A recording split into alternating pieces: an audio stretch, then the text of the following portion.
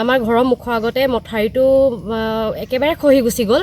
এতিয়া যিহেতু ভদিয়া বান আহাৰ সম্ভাৱনা আছে মানে সেইটো কাৰণে এই মথাৰিটো মানে সোনকালে মেৰামতি কৰিলে আমাৰে সুবিধা হয় দিয়কচোন।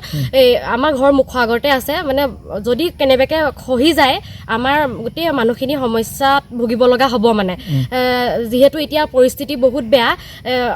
আমাৰ ইয়াত যদি তেনেকুৱা অৱস্থা হয় মানে বহুত বেছিয়ে মানে সমস্যা হ'ব মানে আৰু মানুহখিনি ধৰক আমাৰ যদি কেনেবাকৈ কিবা এটা হ'বলৈ হয় মানে গোটেই মানুহখিনিয়ে মানে এইটো অঞ্চল ডুবি শেষ হৈ যাব মানে কোনো পধ্যে নহয়। তলটো খান্দি পিনি সুৰুঙা কৰি থৈছে আৰু এতিয়া যিটো পটুৱা মাৰিছে এনেই পিলিমিনে অকণমান সময় 10-15 মিনিট বা এদিনৰ কাৰণে ৰ'ব, তাৰপিছত আকৌ খহি লৈ যাব। গতিকে ইয়াক জিঅ' বেগ নিদিয়া বাহিৰে অত্যন্ত একো নাই।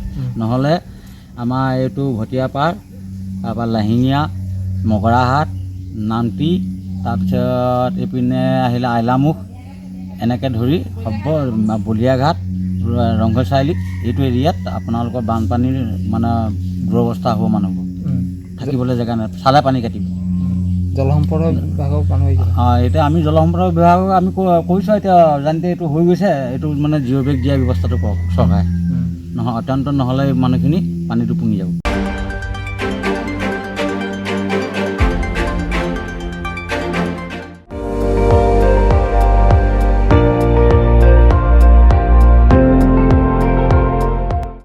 আপুনি চাই আছে ND24 সৰ্বশ্ৰেষ্ঠ নহয় সৰ্বোত্তমৰ দৌৰ।